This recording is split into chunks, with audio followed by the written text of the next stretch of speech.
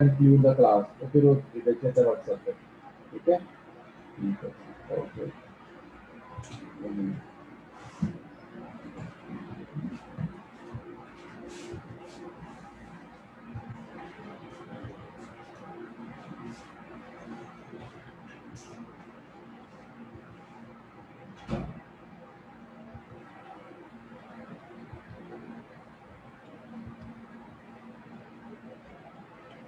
मेरी रिकॉर्डिंग साथ ही शुरू हो जाती है। नहीं उसका शुरू हो गया, सामने नहीं होगी। ये तो चंगा काम है कि बंदा याद ना रहे तो हो जाए।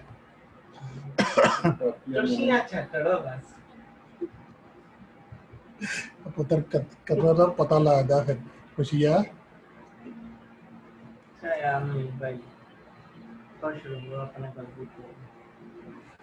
अच्छा जी,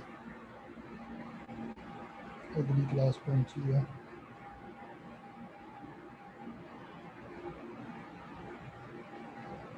MA class tomato.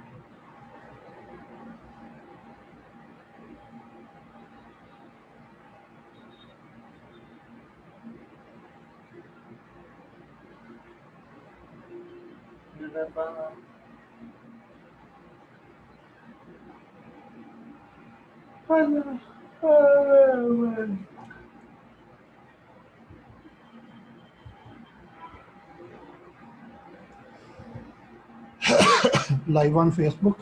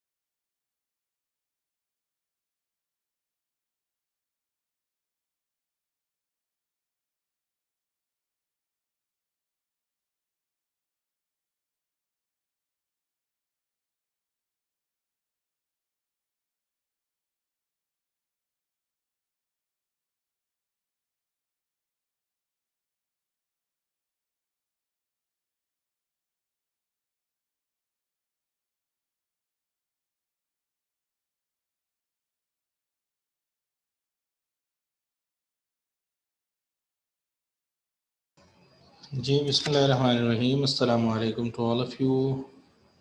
A few number of students have yet joined. नमाज मगरिब का भी वक्त है तो I hope so we will be formally commencing after Maghrib prayer. The topic of the day is regarding variable costing. Chapter और topic आपको last time refer कर दिया गया था, तो हम अभी नमाज के बाद इंशाल्लाह इस पर डिटेल में बात स्टार्ट करते हैं. तो firstly we are going to discuss all that, और उसके बाद अगर कोई टाइम हुआ तो जो आपके सवाल होंगे, questions, the task which have been assigned in the last week, अगर उससे related if you have any query any question that will be answered accordingly. अभी फॉर द टाइम बिंग हम थोड़ी सी नमाज के लिए 10 मिनट की ब्रेक कर रहे हैं, बिकॉज अभी लोग भी बहुत कम ज्वाइन किया है क्लास में लोगों ने, तो बाय दैट टाइम बाकी लोग भी ज्वाइन कर लेते हैं और हम क्लास को फॉर्मली कमेंस करते हैं आफ्टर द प्रेयर ब्रेक.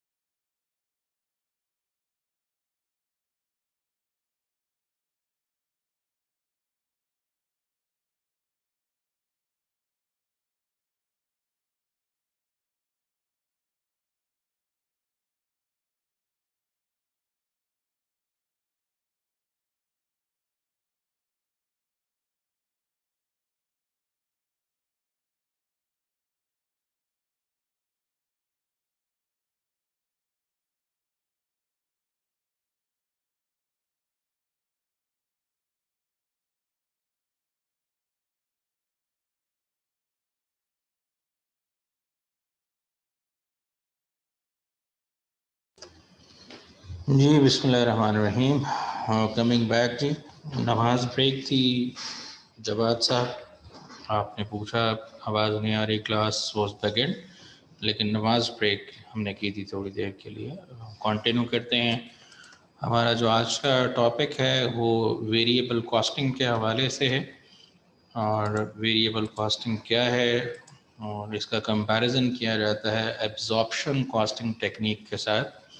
ये दोनों मेथड्स क्या हैं और किस तरह से हमें हेल्प आउट करेंगे मैनेजमेंट अकाउंटिंग में फॉर मेकिंग डिसीजंस।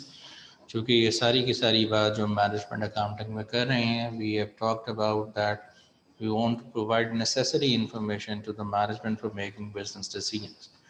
तो किस तरह से वो प्रोवाइड की जा सकती हैं, मैं ये सारी चीज़ें अभी आपके सामने इन डिटेल डिस्कस करता हूँ।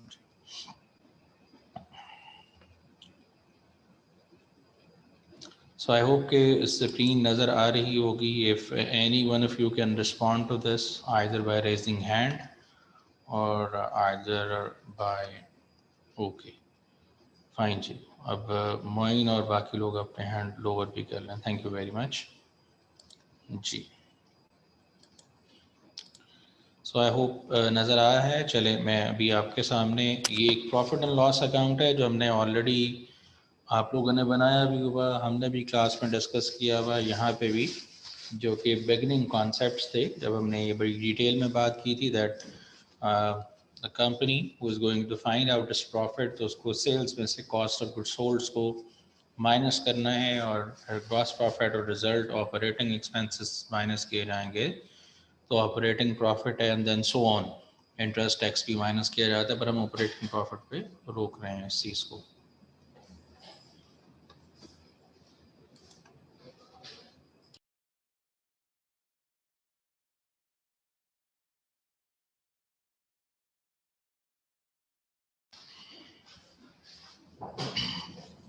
जी, तो ऑपरेटिंग प्रॉफिट माइनस कर, ऑपरेटिंग एक्सपेंसेस माइनस करने के बाद ऑपरेटिंग प्रॉफिट है हमारा result. Fine.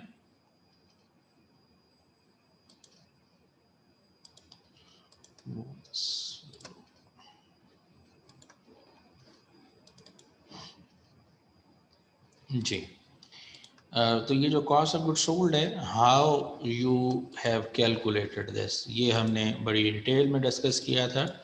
For a manufacturing company जो cost of good sold calculate होता है वो कुछ इस तरह से है।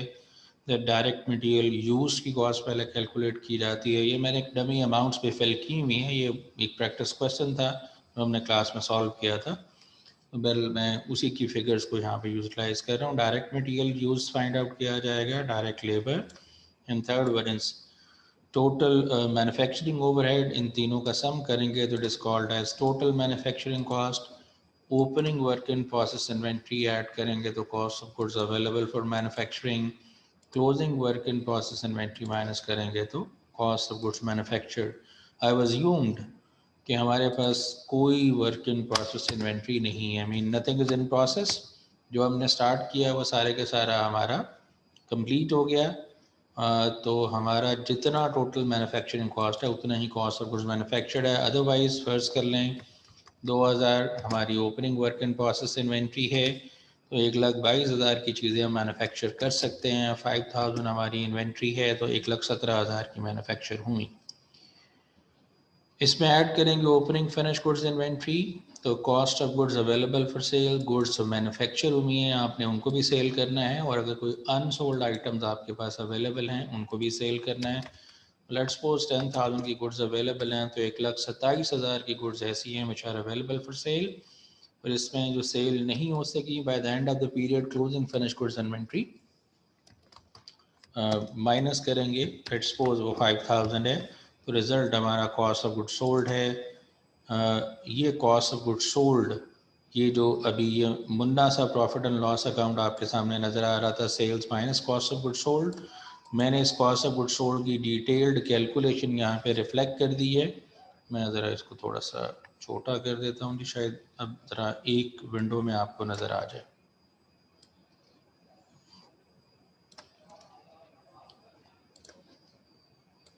जी जी, आई होप कि अब थोड़ा सा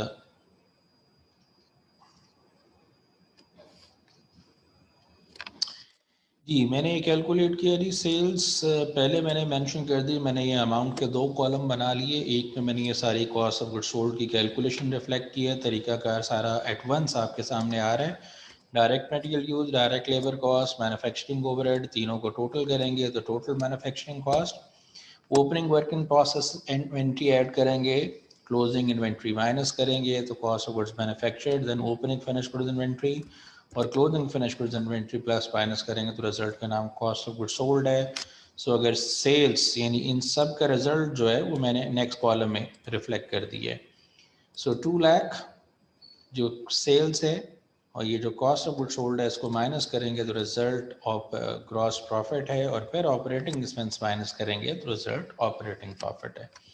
ये चीज़ हम शुरू में बड़ी डिटेल में जिक्र कर चुके और यही वो तरीकाकार है जो कन्वेंशनली आप फॉलो करते हैं for the preparation of profit and loss account for external reporting. उस पर जो cost of goods sold calculate की जाती है वो इसी तरीकाकार के तहत की जाती है। ये तरीकाकार आप ऑलरेडी पढ़ भी चुके, अगर आपने पहले ICMA में ही fundamentals of cost and management accounting का कोर्स पढ़ा और अदरवाइज अगर आपने इससे पहले किसी और डिग्री में इस चीज़ को पढ़ा हुआ है, अगर नहीं भी पढ़ा तो मैंने जब ये कोर्स कमेंस किया था उस वक्त I have discuss all these things in detail. I hope this is clear.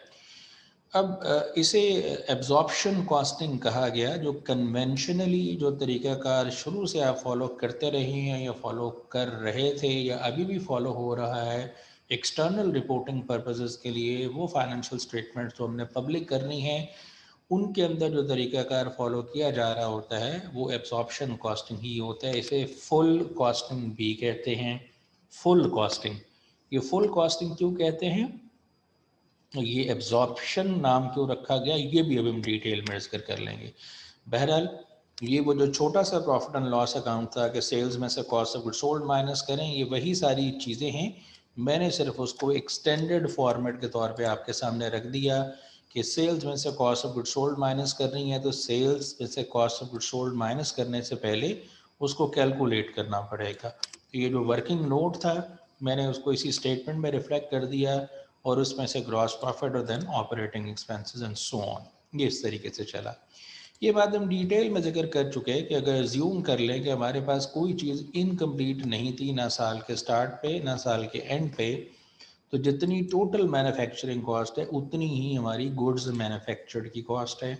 और अगर हम ये अज्यूम कर लें कि हमारे पास कोई फिनिश गुड्स इन्वेंट्री भी नहीं है, मीन कोई unsold item at the start of the period भी नहीं है और कोई unsold item at the end of the period भी नहीं है, तो जो कॉस्ट ऑफ गुड्स सोल्ड है वो इक्वल होगा हमारे कॉस्ट ऑफ गुड्स मैन्युफैक्चर्ड की, और कॉस्ट ऑफ गुड्स मैन्युफैक्चर्ड है टोटल मैन्युफैक्चरिंग कॉस्ट के। दूसरे लफ्ज़ों में हमारी जो कॉस्ट ऑफ गुड्स सोल्ड है वो टोटल मैन्युफैक्चरिंग कॉस्ट के बराबर है, या हम ये कह सकते हैं कि कॉस्ट ऑफ गुड्स सोल्ड जो है it is composed of these 3 things, direct material, direct labour and manufacturing overhead. मेरी बात अगर समझ पा रहे हैं आप तो अगर क्लियर ना हो तो आप क्वेश्चन रेज कर सकते हैं बाय रेजिंग हैंड। चलें, मैं एक चीज़ यहाँ पे फर्दर आपके सामने अब यहाँ पे कैलकुलेट करता हूँ। Let's suppose I need to calculate cost per unit, एक यूनिट बनाने की cost. This is first year of operation of the business, business के ऑपरेशंस का ये पहला साल है। तो जो फर्स्ट ईयर ऑफ ऑपरेशन है उसके अंदर कोई ओपनिंग इन्वेंट्री तो नहीं होती, लेकिन इट माइट बी पॉसिबल कि कोई क्लोजिंग इन्वेंट्री हो, कुछ चीज़ें इनकम्प्लीट या अनसोल्ड हमारे पास अवेलेबल। मैं अज्यूम कर रहा हूँ कि वर्क इन प्रोसेस इन्वेंट्री तो हमारे पास नहीं है, वो स्टिल ज़ीरो है। फिनिश गुड्स बिजनेस का पहला साल है, ओपनिंग इन्वेंट्री तो ज़ीरो है, लेकिन at the end of period हमारे पास कुछ ऐसी चीज़ें हैं जो कि बच गई हैं, इनकम्प्लीट हैं, अनसोल्ड हैं, बन गई थी लेकिन बच गई हैं। मैं अज्यूम करता हूँ कि वो 1000 यूनिट्स हैं जी। 1000 यूनिट्स ऐसे हैं जो हमारे पास बच गए हैं at the end of period. ये फिनिश गुड्स इन्वेंट्री के सामने मैंने लिखे हैं सिर्फ समझाने के लिए, ये यूनिट्स हैं, ठीक है जी। अगर हमें ये पता करना हो कि हमारी इन 1000 यूनिट्स की वैल्यू कितनी है, कॉस्ट कितनी है, तो हमें पहले पर यूनिट कॉस्ट कैलकुलेट करना होगी। और पर यूनिट कॉस्ट कैलकुलेट करने के लिए हमें जो तरीक़ाकार ऑप्ट करना पड़ेगा that is cost of goods manufactured, यानी जितनी गुड्स मैन्युफैक्चर हुई हैं उसको डिवाइड कर दिया जाए नंबर ऑफ यूनिट्स मैन्युफैक्चर्ड। मेरी बात अगर समझ नहीं आ रही होगी तो you may raise your question. So मैंने लिखा ये जो मैं कैलकुलेट कर रहा हूँ, I am going to calculate what per unit cost, एक यूनिट की कॉस्ट कितनी है मैं वो कैलकुलेट कर रहा हूँ जी।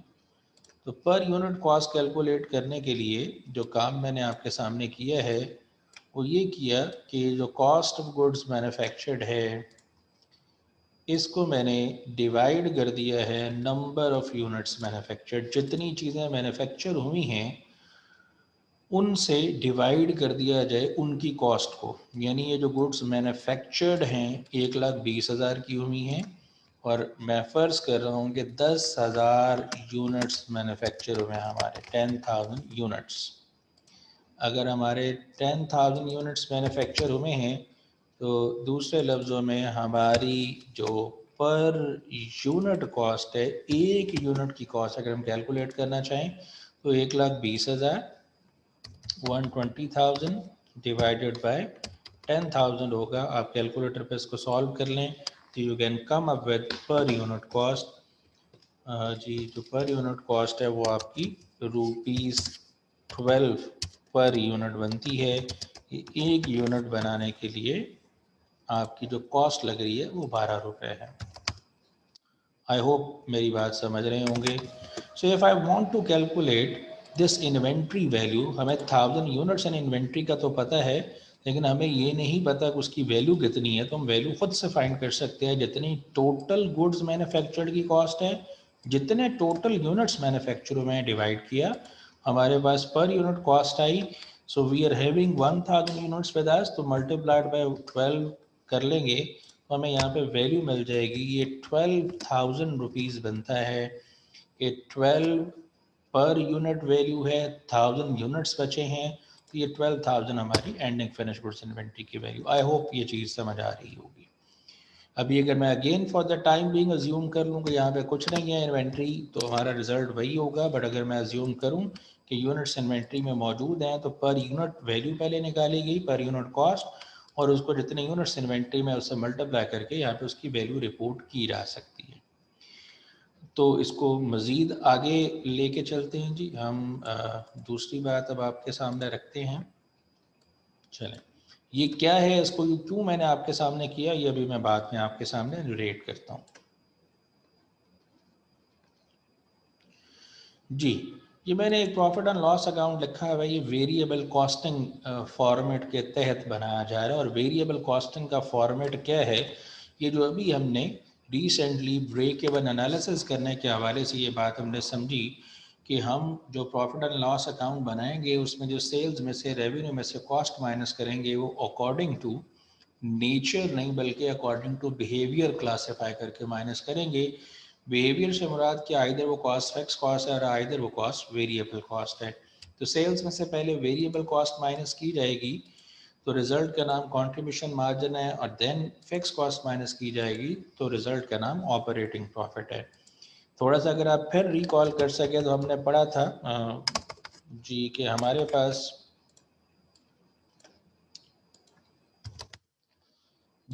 पास डायरेक्ट मटेरियल नामी चीज़ है, वो हमारी वेरिएबल कॉस्ट है। आई होप आपको याद होगा। डायरेक्ट लेबर की कॉस्ट है, वो हमारी वेरिएबल कॉस्ट है।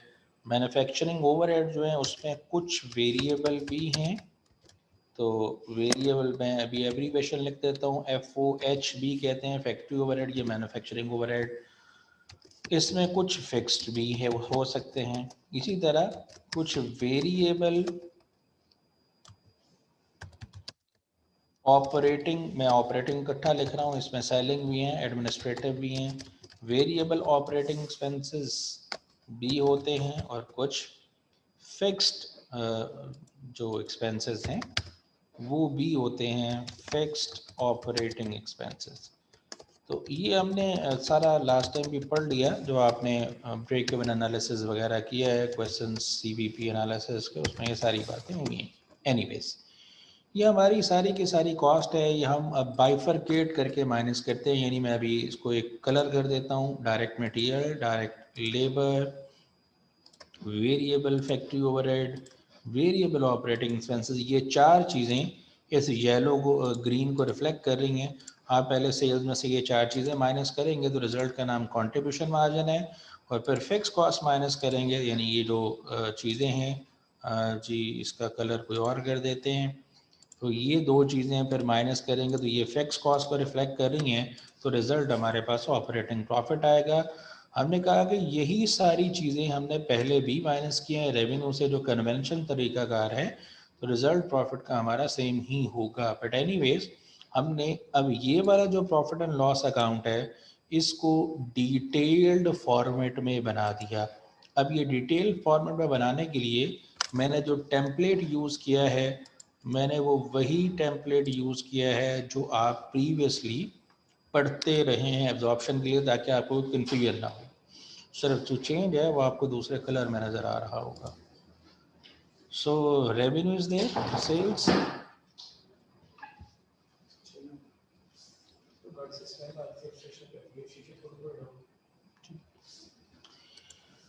सो सेल्स इज देयर, सेल्स में से हम माइनस करेंगे। यहाँ पे कॉस्ट ऑफ गुड सोल्ड लिखा हुआ था, मैंने वही हेडिंग यहाँ पे लिखी है, लेकिन मैंने टाइटल उसका लिख दिया है उसके साथ variable cost of good sold. ये वेरिएबल कॉस्टिंग है। इस वेरिएबल कॉस्टिंग टेम्पलेट के मुताबिक हमने कॉस्ट माइनस करनी है पहले वेरिएबल, और फिर कॉस्ट हमने माइनस करनी है फिक्स्ड वाली। तो हम पहले फिर वेरिएबल कॉस्ट माइनस करना चाह रहे हैं, तो इसीलिए कॉस्ट ऑफ गुड सोल्ड की बजाय यहाँ पे variable cost of good sold लिखा गया। हमें पता है कि डायरेक्ट मटेरियल हमारी वेरिएबल कॉस्ट है, वही 55,000 मैंने यहाँ लिखा, वही यहाँ पे लिखा। डायरेक्ट लेबर कॉस्ट हमें पता है कि हमारी वेरिएबल कॉस्ट है, मैंने वही वेरिएबल कॉस्ट लेबर कॉस्ट यहाँ पे लिख दी। अब जो मैन्युफैक्चरिंग ओवरहेड्स है इसमें कुछ वेरिएबल है और कुछ फिक्स्ड हैं, जैसे यहाँ पे लिखा हुआ है कि वेरिएबल फैक्ट्री ओवरहेड भी हो सकता है और फिक्स भी हो सकता है।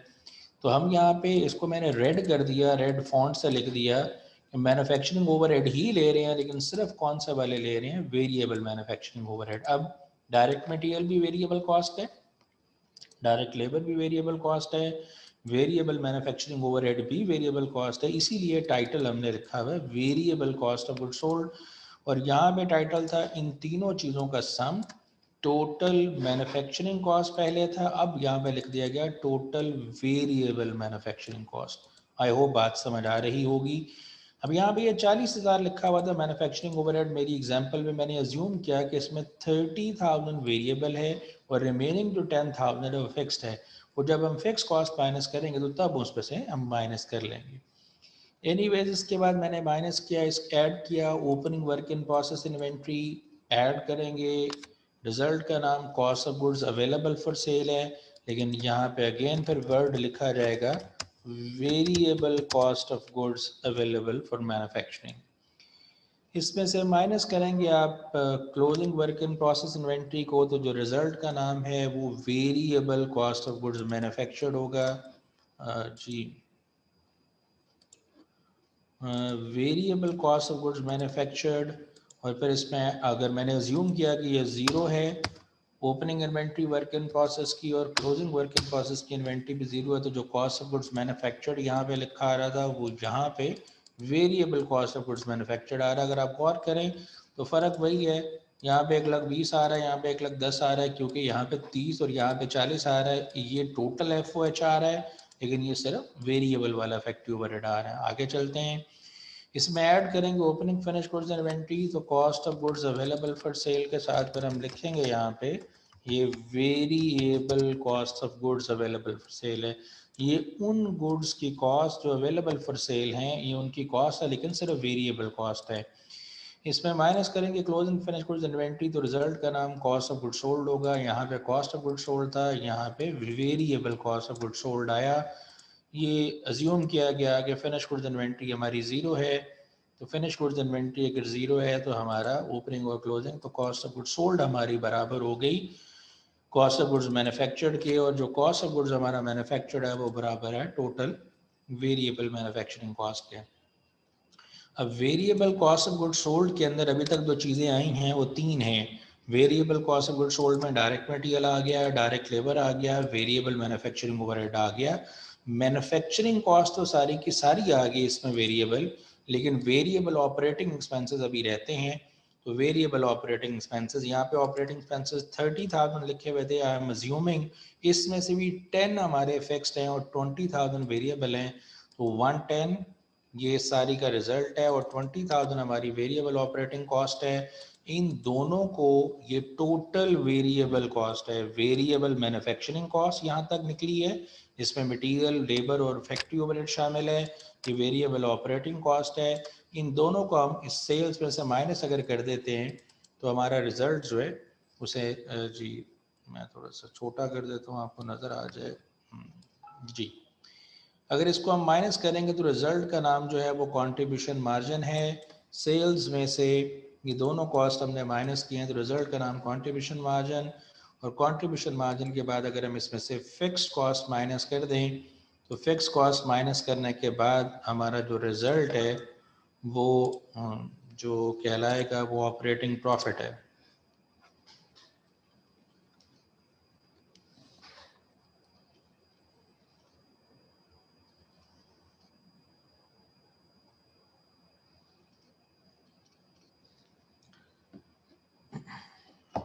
जी जी, अगर किसी को स्क्रीन नज़र नहीं आ रही तो वो बता दें, अगर नज़र आ रही है तो फिर भी बता दें, क्योंकि मैसेजेस आप कर रहे हैं तो मैसेजेस ज़रा इस टाइम ग्रुप में ना ही करें तो बेहतर है। एनीवेज जी, ये मैंने माइनस किया आपके सामने variable cost of goods sold और वेरिएबल ऑपरेटिंग एक्सपेंसेस। 1, 10 और 20 130 बनता है। 2 लाख में से 130 माइनस करेंगे तो रिज़ल्ट जो है हमारा जी जो रिज़ल्ट हमारा होगा वो कंट्रीब्यूशन मार्जिन होगा। और कंट्रीब्यूशन मार्जिन के बाद then we are going to deduct fix expenses. और अब फिक्स एक्सपेंसेस में दो चीज़ें शामिल हैं, एक फिक्स्ड मैन्युफैक्चरिंग ओवरहेड यानी फिक्स फैक्ट्री ओवरहेड और दूसरा fix selling and administrative expenses. वो अगर हम माइनस करते हैं तो हमारा ऑपरेटिंग प्रॉफिट निकल आया। ये ऑपरेटिंग प्रॉफिट और ये ऑपरेटिंग प्रॉफिट सेम है, दोनों सेम इसलिए निकल रहे हैं कि वही सारी कॉस्ट यहाँ पे भी प्रॉफिट एंड लॉस पे से माइनस हो रही है और यहाँ पे भी प्रॉफिट एंड लॉस से माइनस हो रही है। So if we are going to prepare profit and loss account under both formats, तो जो रिजल्ट है बोथ फॉर्मेट्स का मतलब एब्जॉर्प्शन कॉस्टिंग फॉर्मेट या वेरिएबल कॉस्टिंग फॉर्मेट, तो हमारा प्रॉफिट का रिजल्ट जो है वो सेम होगा। हमारा प्रॉफिट का रिजल्ट सेम होगा और प्रॉफिट जी हमारा सेम नज़र आ रहा होगा।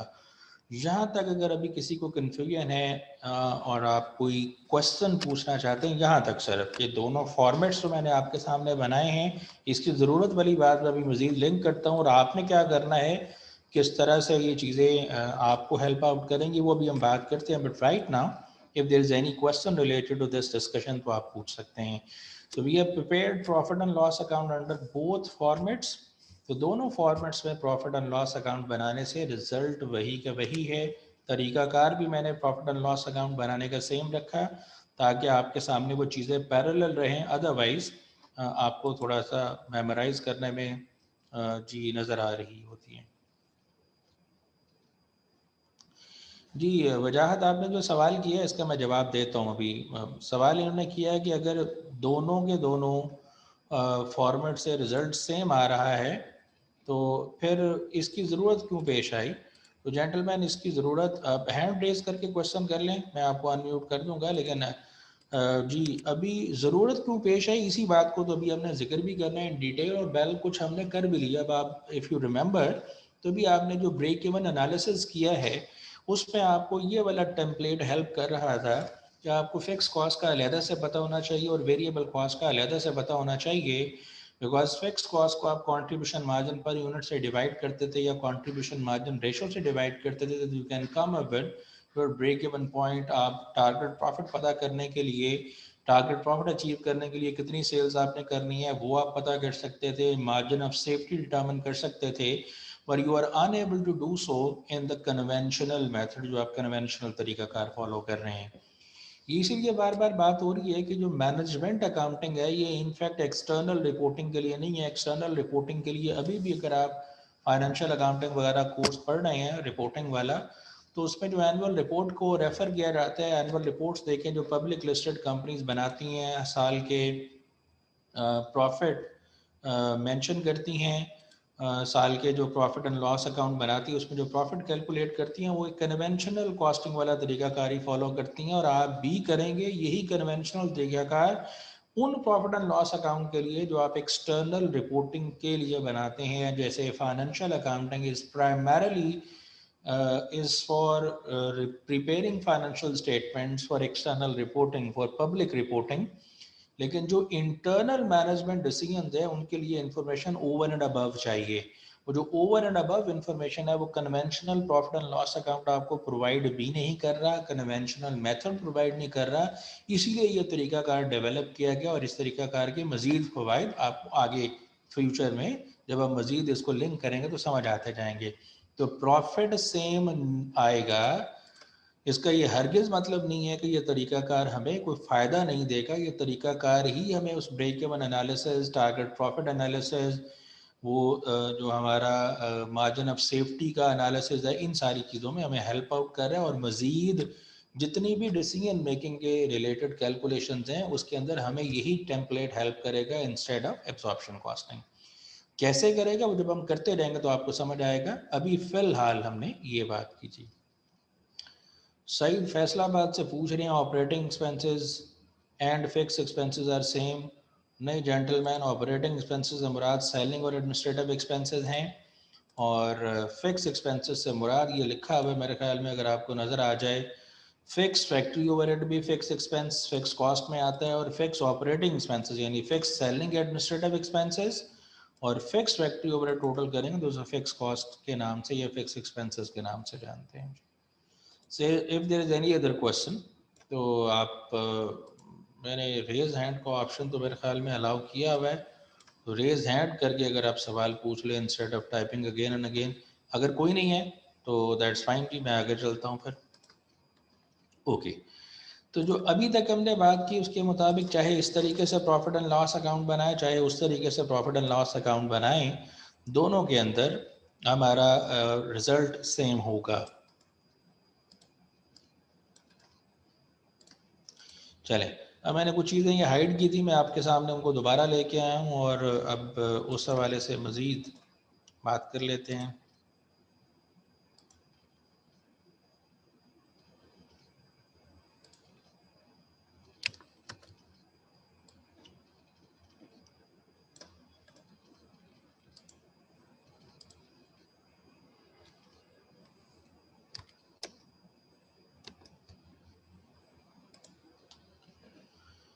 जी, अभी मैंने आपके सामने ये वाली कैलकुलेशन रखी थी, मैं ये कैलकुलेशन दोबारा, अब अगर ये वाला टेम्पलेट हम फॉलो कर रहे हों तो व्हाट वी वुड डू, हम कैसे करेंगे, यानी पर यूनिट कॉस्ट तो निकलेगी तो अभी भी ऐसे ही निकलेगी। जैसे मैंने यहाँ पे लिखा कि हमने जो यूनिट्स मैन्युफैक्चर किए हैं वो हमारे 10,000 यूनिट्स हैं, और जो हमारे पास यूनिट्स इन्वेंट्री में पड़े हुए हैं, फिनिश गुड्स इन्वेंट्री में, वो 1000 यूनिट्स हैं। अभी तो अज्यूम ये किया जा रहा है कि देयर इज़ नो इन्वेंट्री, लेकिन अगर ये अज्यूम कर लिया जाए कि इन्वेंट्री है तो इन्वेंट्री की पहले हमें वैल्यू निकालना पड़ेगी, और वैल्यू निकालने का तरीकाकार वही होगा, पर यूनिट कॉस्ट। कैसे निकलेगी? Cost of goods manufacture. लेकिन अगर आप ये टेम्पलेट फॉलो कर रहे हैं तो इसमें जो कॉस्ट ऑफ गुड्स मैन्युफैक्चर्ड है उसका पूरा नाम है variable cost of goods manufactured, sorry ये तो variable cost of goods manufactured है। तो अगेन फिर यहाँ पे हमें variable cost of goods manufactured को डिवाइड करना पड़ेगा नंबर ऑफ यूनिट्स मैन्युफैक्चर्ड से। सो अगर हम variable cost of goods manufactured यहाँ पे देखते हैं तो वो हमारे पास मौजूद है जी, जो variable cost of goods manufactured हमारे पास मौजूद है वो 1,10,000 है। तो इसका मतलब 1,10,000 को डिवाइड करेंगे आप 10,000 से नंबर ऑफ़ यूनिट्स मैन्युफैक्चर्ड, तो जो पर यूनिट कॉस्ट आपकी निकलेगी वो 12 की बजाय आपकी जो निकलेगी वो 11 निकलेगी, 11 पर यूनिट होगी।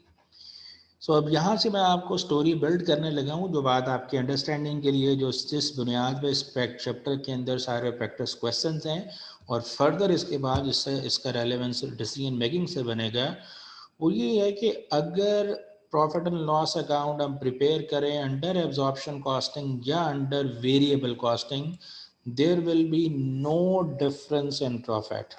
यहाँ तक हम अभी पहुँचे थे, और अब इसमें एक ऐड करने जा रहे हैं, if we prepare profit and loss account under both formats, तो there will be no difference in profit until there is no inventory.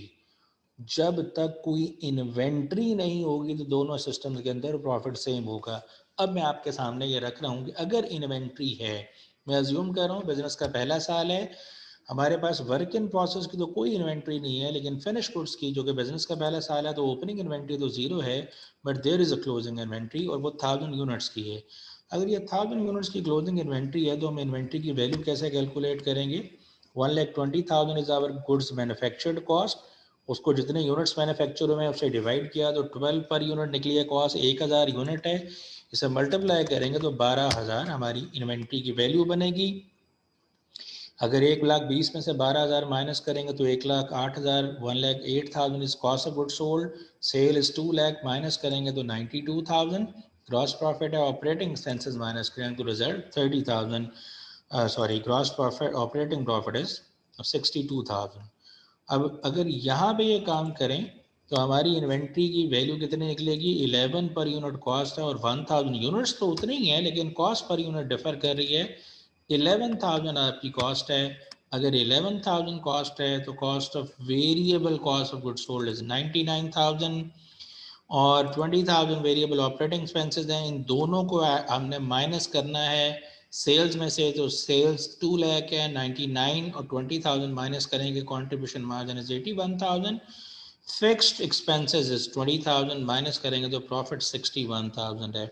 यहाँ पे प्रॉफिट एब्जॉर्प्शन कॉस्टिंग में 62,000 है, वेयर एज जो प्रॉफिट आपका नज़र आ रहा है आपको वेरिएबल कॉस्टिंग के मुताबिक, उसके अंदर जो प्रॉफिट है आपका वो 61,000 है। ये सारा मैंने एक स्क्रीन पे शो करने के लिए थोड़ा छोटा किया है।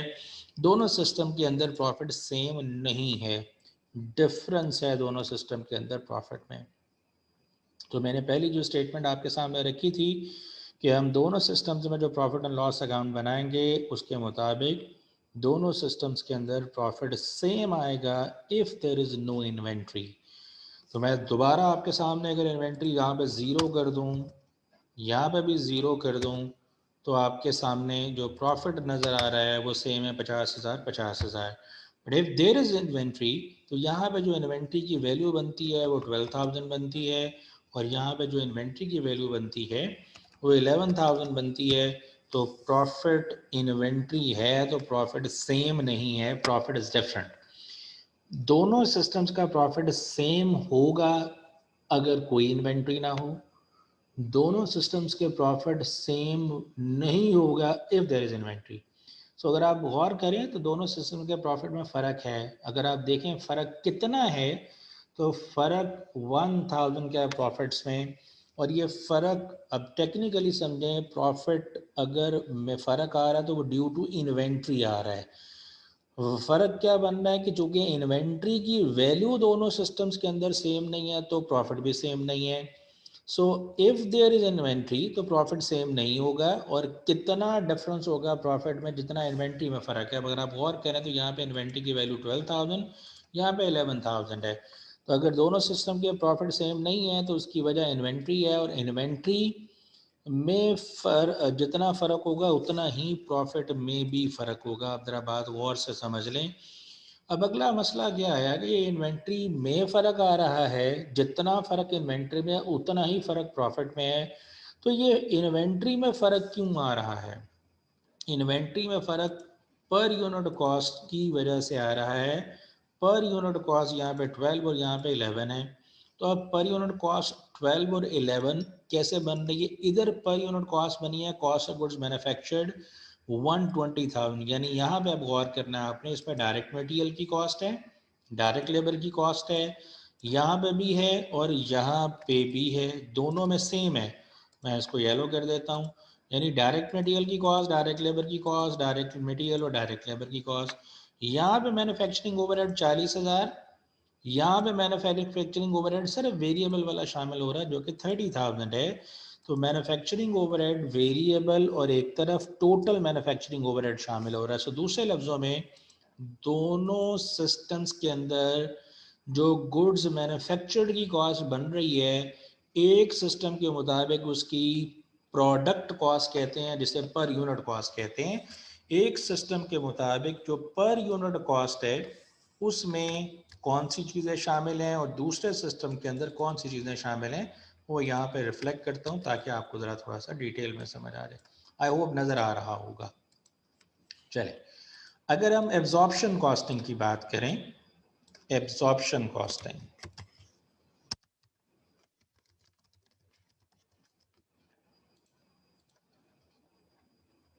ये जेंटल मैं अभी क्वेश्चन लेता हूँ जिसने भी सवाल के लिए कहा है, मैं सवाल लेता हूँ, मैं ज़रा थोड़ा सा इसको बड़ा भी कर देता हूँ आपको नज़र आ जाए।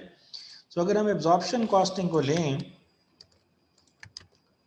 तो एब्जॉर्प्शन कॉस्टिंग के मुताबिक ये direct material, direct labour, variable factory overhead और फिक्स फैक्ट्री ओवरहेड यानी टोटल फैक्ट्री ओवरहेड सबको टोटल करेंगे और इसको डिवाइड करेंगे नंबर ऑफ यूनिट्स मैन्युफैक्चर से, तो पर यूनिट कॉस्ट बनेगी। पर यूनिट कॉस्ट से मुराद पर प्रोडक्ट कॉस्ट भी है।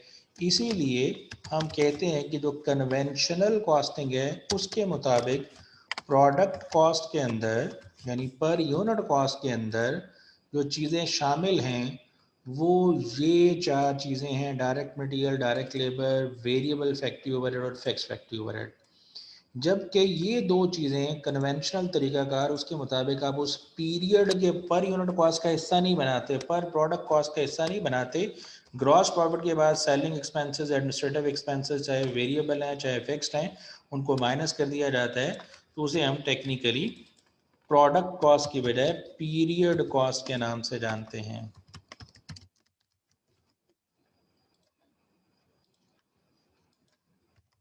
जी, जबकि हम जब वेरिएबल कॉस्टिंग की बात करते हैं तो वेरिएबल कॉस्टिंग के मुताबिक जो तरीकाकार है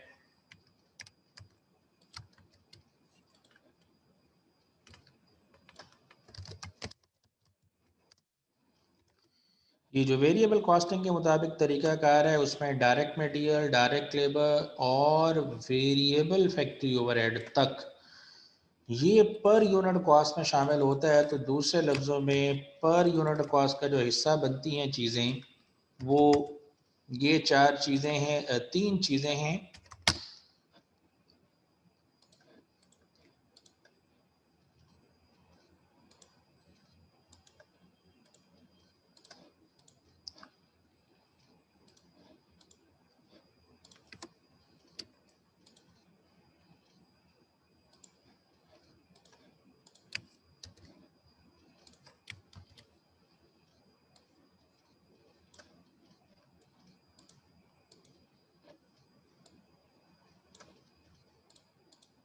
जी, जबकि जो वेरिएबल कॉस्टिंग है उसके मुताबिक फिक्स्ड फैक्ट्री ओवरहेड भी पर यूनिट कॉस्ट का हिस्सा नहीं बना, बिकॉज आपने जो कॉस्ट पर यूनिट कॉस्ट निकाली है उसमें variable cost of goods manufactured को नंबर ऑफ यूनिट से डिवाइड किया तो वो पर यूनिट या पर प्रोडक्ट कॉस्ट बनी है। आपने fixed factory overhead as a whole आपने माइनस कर दिया इसके अंदर से जो आपका, मैं आपको शो कर देता हूँ, ये वेरिएबल कॉस्टिंग का प्रॉफिट एंड लॉस अकाउंट है। ये फिक्स एक्सपेंसेस जो हैं इसके अंदर सेलिंग भी और एडमिनिस्ट्रेटिव दोनों और इसके अलावा फिक्स फैक्ट्री ओवरहेड भी शामिल है। तो ये एज अ होल आपके प्रॉफिट से माइनस हो रहा है। तो टेक्निकली ये आपके पर यूनिट कॉस्ट का हिस्सा नहीं बन रहा, ये पीरियड उस पीरियड के प्रॉफिट में से माइनस किया जा रहा है। तो अब आप गौर करें दोनों सिस्टम्स के अंदर ऐसी चीज़ें जिन पे कॉमनैलिटीज़ हैं और ऐसी चीज़ें जिन पे आर्ग्यूमेंट है, हम उसकी अब बात करेंगे। ये जो 4 चीज़ ऊपर 3 चीज़ें लिखी हुई हैं, इन 3 चीज़ों पे ना तो जो वेरिएबल कॉस्टिंग के एडवोकेट्स हैं ना एब्जॉर्प्शन कॉस्टिंग के एडवोकेट्स, इनका एतराज़ नहीं है। और लास्ट वाली 2 चीज़ें इनको भी मैं ग्रीन कर देता हूँ। इन 2 चीज़ों पे भी दोनों स्कूल ऑफ थॉट्स का इख्तलाफ नहीं है। इनके मुताबिक एब्जॉर्प्शन कॉस्टिंग के मुताबिक भी ये पीरियड कॉस्ट के तौर पे चार्ज होती हैं, पर यूनिट कॉस्ट का हिस्सा नहीं बनती, और वेरिएबल कॉस्टिंग के मुताबिक भी ये पर यूनिट कॉस्ट का हिस्सा नहीं बनती। The only thing which is left, जैसे दूसरे लफ्ज़ों में हम फसाद की जड़ कहेंगे, वो एक ही चीज़ है। अब ये रेड लाइन के सामने देखें, एक सिस्टम के मुताबिक ये प्रोडक्ट कॉस्ट का हिस्सा है और दूसरे सिस्टम के मुताबिक ये पर यूनिट कॉस्ट का हिस्सा नहीं है, बल्कि ये पीरियड कॉस्ट का हिस्सा है। दोनों स्कूल ऑफ थॉट्स के मुताबिक दोनों के पास अपने अपने आर्गूमेंट्स हैं। अब एब्जॉर्प्शन कॉस्टिंग का क्या आर्गूमेंट सुने तो देवर ऑफ द व्यू कि प्रोडक्शन कॉस्ट से वर्ड प्रोडक्ट कॉस्ट निकला, इसका मतलब जो जो कॉस्ट प्रोडक्शन के लगी है वो प्रोडक्ट कॉस्ट का हिस्सा होनी चाहिए। और on the other side variable costing advocates के मुताबिक fix cost, fix production cost तो वो कॉस्ट भी है, फिक्स मैन्युफैक्चरिंग ओवरहेड तो वो भी हैं।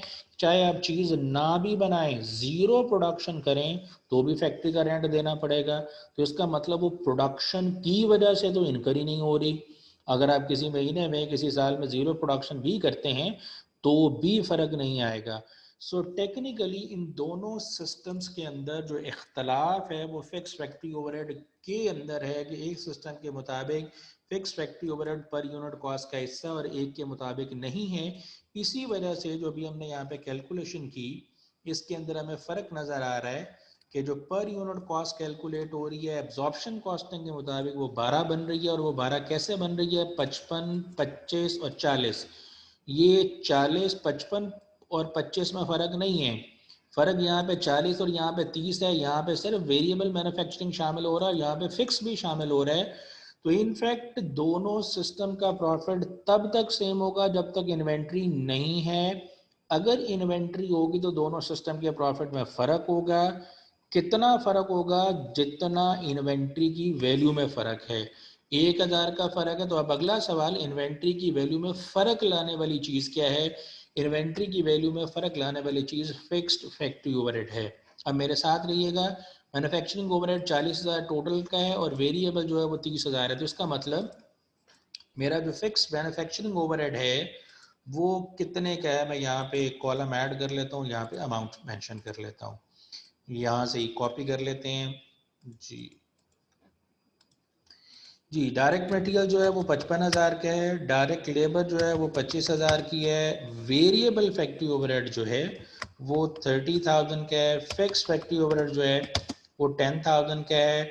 वेरिएबल ऑपरेटिंग एक्सपेंसेस कितने हैं मैं यहाँ पे आपको शो कर देता हूँ। टोटल ऑपरेटिंग एक्सपेंसेस मैंने यहाँ पे 30 लिखे हैं और जब मैंने वेरिएबल यहाँ पे माइनस किया तो वो 20 है। इसका मतलब 20 वेरिएबल हैं और 10 फिक्स्ड हैं। तो 20,000 एंड 10,000। अब ये सारी वैल्यूज़ हैं। अगर इन तमाम वैल्यूज़ को अलहदा हम डिवाइड कर लें पर यूनिट कॉस्ट कैलकुलेट करने के लिए, ये टोटल कॉस्ट है इन सारी चीज़ों की। अगर ये टोटल कॉस्ट है इन सारी चीज़ों की और अगर हम पर यूनिट कॉस्ट यहाँ पे निकालना चाहें तो पर यूनिट कॉस्ट के लिए इन तमाम को जितने यूनिट्स मैन्युफैक्चर हुए अलहदा डिवाइड कर लें या सम करके डिवाइड कर लें, बात एक ही होगी। अब हम ज़रा अलहदा डिवाइड करते हैं। हमारे जो यूनिट्स मैन्युफैक्चर हुए हैं वो 10,000 है, हमें पता है। तो अगर हम इसको डिवाइड कर लें 10,000 से तो ये 55 बनेगा, इसको डिवाइड कर लें तो 25 बनेगा, इसको डिवाइड करेंगे तो 30 बनेगा, इसको डिवाइड करेंगे तो 1 बनेगा, इसको डिवाइड करेंगे तो 2 और इसको डिवाइड करेंगे तो 1 बनेगा। सो इन अदर वर्ड्स जो हमारी एब्जॉर्प्शन कॉस्टिंग है उसके मुताबिक जो ये 55 नहीं 5.5 बनेगा, 5.5, 2.5, 3 और 1 भी बिल्कुल, जो कि 10,000 से डिवाइड कर रहे हैं। फाइन। सो जो एब्जॉर्प्शन कॉस्टिंग है उसके मुताबिक ये चारों चीज़ें पर यूनिट कॉस्ट का हिस्सा हैं। तो if you sum up these, ये चार चीज़ें तो ये 12 बनता है। 5.5, 2.5 को सम कर लें तो ये बनेगा 8 और 8 3 और 1, इन सब को सम करेंगे तो 12 बनेगा। जबकि वेरिएबल कॉस्टिंग के मुताबिक सिर्फ ये तीन चीज़ें पर यूनिट कॉस्ट का हिस्सा हैं तो 11 बनेगा। सो इन अदर वर्ड्स जो फ़र्क ला रहा है पर यूनिट कॉस्ट में वो फिक्स फैक्ट्री ओवरहेड है। तो अगर हमसे सवाल पूछा जाए कि दोनों सिस्टम का प्रॉफिट सेम होगा तो कब तक सेम होगा? जब तक कोई इन्वेंट्री नहीं है। But if there is inventory तो दोनों सिस्टम के प्रॉफिट सेम नहीं होंगे बल्कि प्रॉफिट में फ़र्क होगा। नंबर 1, कितना फ़र्क होगा? जितना इन्वेंट्री की वैल्यू में फ़र्क है। और इन्वेंट्री की वैल्यू में फ़र्क लाने वाली चीज़ आपकी फिक्स्ड फैक्ट्री ओवरहेड कॉस्ट है। अगर हमें और कुछ ना बताया जाए, ऑल द डेटा कुछ भी ना बताया जाए और सिर्फ ये बता दिया जाए कि हमारे पास 1000 यूनिट्स इन्वेंट्री में पड़े हुए हैं, 1000 यूनिट्स इन्वेंट्री में पड़े हुए हैं, कोई प्रॉफिट एंड लॉस अकाउंट नहीं बताया गया हमें सिर्फ ये बताया गया कि हमारे पास 1000 यूनिट्स इन्वेंट्री में है और सवाल पूछा जाए बगैर प्रॉफिट एंड लॉस अकाउंट बनाए दोनों मेथड्स के, कुछ और डाटा नहीं है, सिर्फ ये पूछा जाए कि बताएं फिनिश गुड्स एंडिंग इन्वेंट्री में 1000 यूनिट्स पड़े हुए हैं, तो क्या एब्जॉर्प्शन और मार्जिनल कॉस्टिंग मेथड्स के मुताबिक, एब्जॉर्प्शन या वेरिएबल कॉस्टिंग मेथड्स के मुताबिक प्रॉफिट एंड लॉस प्रिपेयर करें तो क्या दोनों मेथड्स में प्रॉफिट जो निकलेगा वो सेम होगा? तो पहला जवाब है नहीं। क्यों? ये 1000 यूनिट्स इन्वेंट्री में मौजूद हैं। सो सेकंड क्वेश्चन ये पूछा जाए कि प्रॉफिट सेम नहीं होगा तो फ़र्क होगा, तो कितना फ़र्क होगा? और जो कितना फ़र्क है उसको बताने के लिए आपको देखना पड़ेगा कि कितने यूनिट्स इन्वेंट्री में है और इन्वेंट्री में फ़र्क लाने वाली चीज़ क्या है, फिक्स फैक्ट्री ओवरहेड, और पर यूनिट कॉस्ट में फ़र्क आ रहा होगा 1 रुपये का। तो जितना फ़र्क इन्वेंट्री में आ रहा है वो किस वजह से आ रहा है? Fix factory overhead per unit की वजह से। तो इन 1000 यूनिट्स को फिक्स फैक्ट्री ओवरहेड पर यूनिट से मल्टीप्लाई करेंगे तो आपको इन्वेंट्री में फ़र्क पता चल जाएगा और इतना ही फ़र्क फिर प्रॉफिट में भी रिफ्लेक्ट होगा। तो दोनों सिस्टम्स के अंदर प्रॉफिट सेम होगा until there is no inventory। लेकिन अगर दोनों सिस्टम्स के अंदर प्रॉफिट में फ़र्क आ रहा है तो वो तब आएगा जब दोनों में इन्वेंट्री मौजूद है, और फ़र्क कितना होगा? जितना इन्वेंट्री में फ़र्क है। और फिर इन्वेंट्री में फ़र्क जो है वो आपके प्रॉफिट को इफ़ेक्ट कर रहा है और इन्वेंट्री में फ़र्क लाने वाली चीज़ जो है वो आपका फिक्स फैक्ट्री ओवरहेड है। मैं अभी यहाँ पे रोक के आपको अलाउ कर रहा हूँ क्वेश्चंस के लिए, आप हैंड रेस करके क्वेश्चन कर लें। अभी इस पर थोड़ी सी बात मैंने और बतानी है, बट क्योंकि किसी ने दरमियान में क्वेश्चन रेज किया था, if there is any question you may raise your question now for clarity, अगर कोई इशू है तो। जी quickly.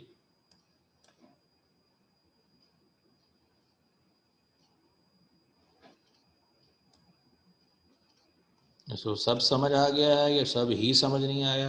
I am unable to guess that. जी नबीला, आप सवाल पूछें। Assalamu alaikum, sir. वालेकुम अस्सलाम। Sir, to find the difference in inventory, हम number of units multiplied by fixed FOH करेंगे तो हमें वो difference पता चल जाएगा। जी अगर शॉर्टकट पूछा जा रहा है तो वो यही है, शॉर्टकट यही है कि चूंकि अगर मैंने कहा मेरे पास कुछ भी अवेलेबल नहीं है, I was given only with the information कि 1000 units were available with in inventory, in closing inventory of finished goods, कुछ और इन्फॉर्मेशन नहीं है। क्वेश्चन नंबर 1 मेरे से पूछा गया बताएं क्या दोनों सिस्टम्स में प्रॉफिट सेम होगा, तो पहला जवाब है नो।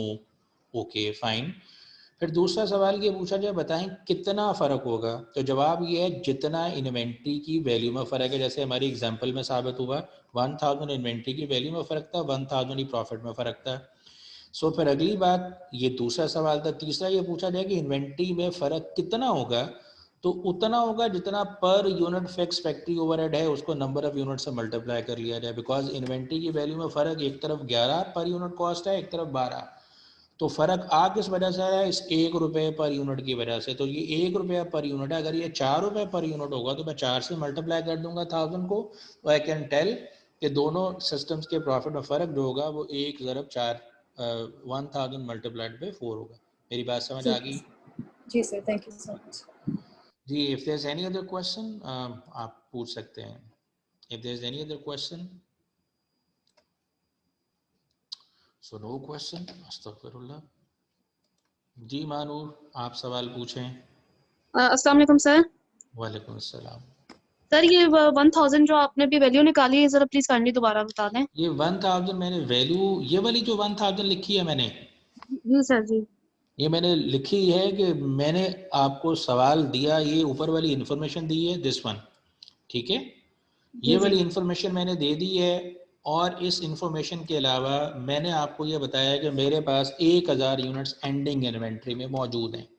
फाइन, सही सर। ये गिवन इंफॉर्मेशन है, मैंने खुद बता दिया कि 1000 यूनिट्स इन्वेंट्री में है। तो मेरा पहला सवाल ये था कि अगर इन्वेंट्री में यूनिट्स मौजूद है 1000, तो क्या दोनों तरीकों से प्रॉफिट एंड लॉस अकाउंट बनाए तो प्रॉफिट सेम होगा या नहीं होगा? आप जवाब दें। सर सेम अगर इन्वेंट्री डिफर करे तो फिर नहीं, सेम नहीं इन्वेंट्री होगा। के यूनिट्स तो देखें आप, यही बात समझें, यहाँ पे भी तो मैंने यूनिट्स इन्वेंट्री के लिखे हैं ना, यहाँ पे भी 1000 यूनिट्स हैं, यहाँ पे भी डेटा तो सारा वही है। फर्क किस वजह से आ रहा है कि एक सिस्टम के मुताबिक पर यूनिट कॉस्ट में 4 चीजें शामिल हैं, direct material, labour, variable factory overhead के अलावा फिक्स फैक्ट्री ओवरहेड भी, जबकि जी सर, दूसरे सिस्टम के मुताबिक सिर्फ कितनी चीजें शामिल हैं, 3। 3। समझ आ यस। रही है बात, ये 3 जी शामिल है। तो एक में पर यूनिट कॉस्ट ज्यादा है, एक में पर यूनिट कॉस्ट कम है। तो वो पर यूनिट कॉस्ट ज्यादा या कम किस वजह से हो रही है, इस फिक्स फैक्ट्री ओवरहेड की वजह से।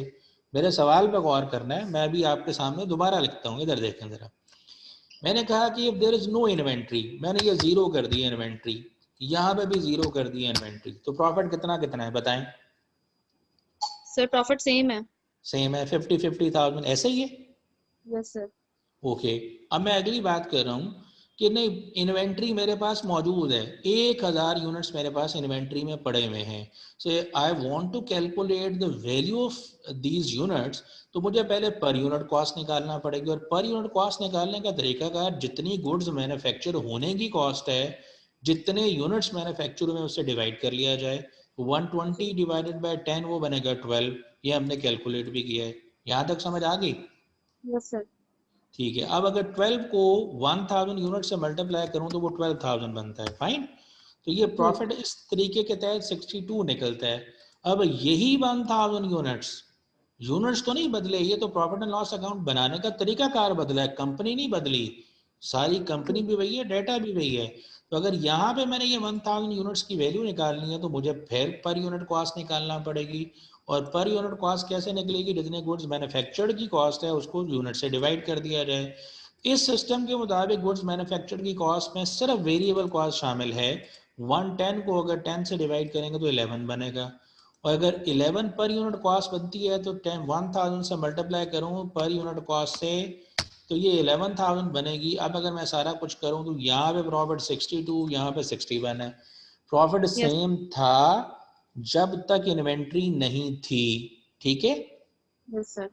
और अगर इन्वेंट्री आ गई तो प्रॉफिट में फर्क आ गया, ये बात समझ आ गई। Yes sir. अच्छा, अब मेरा सवाल क्या था, इधर वापस छोड़ो। आपने कहा ये 1000 यूनिट्स, मेरा सवाल था ये 1000 यूनिट्स, कुछ नहीं बताया मुझे ये सारा कुछ, मैं सिर्फ, मुझे ये बात, मेरे पास ये इंफॉर्मेशन है, ये और ये। मेरा सवाल ये है कि चले मैं ये 1000 आपको जरा चेंज कर देता हूँ 2000। माय क्वेश्चन इज दिस कि हमारे पास एंडिंग इन्वेंट्री में 2000 यूनिट्स पड़े हुए हैं, कोई सेल्स, कोई बाकी इंफॉर्मेशन नहीं मौजूद, कोई प्रॉफिट एंड लॉस नहीं बनाना, आपने मुझे क्विकली आंसर देना हो कि if there are units in inventory तो क्या दोनों सिस्टम के मुताबिक प्रॉफिट सेम होगा या नहीं होगा, पहला सवाल। सर, अगर आपके पास 2000 एंडिंग इन्वेंट्री है। जी, इन्वेंट्री में यूनिट्स हैं, चाहे एक है, चाहे दो हैं, चाहे 1000 हैं, चाहे 2000 हैं तो सही ना। सर, सेम नहीं होगा ना। सेम नहीं होगा, यहाँ तक समझ आ गई। Yes sir. जब इन्वेंट्री होगी वो चाहे कितने ही यूनिट्स की क्यों ना हो, प्रॉफिट सेम नहीं होगा। नहीं होगा, नंबर 1। अब अगली बात, प्रॉफिट में फर्क होगा, कितना फर्क होगा, जितना इन्वेंट्री की वैल्यू में फर्क है। अब ये वाली मिसाल देखें, 62 61, कितना फर्क है प्रॉफिट में, 1000 का। ठीक है। और मैं बोल रहा हूँ फर्क कितना होगा, जितना इन्वेंट्री की वैल्यू में फर्क होगा, क्योंकि इन्वेंट्री नहीं थी तो फर्क ही नहीं था।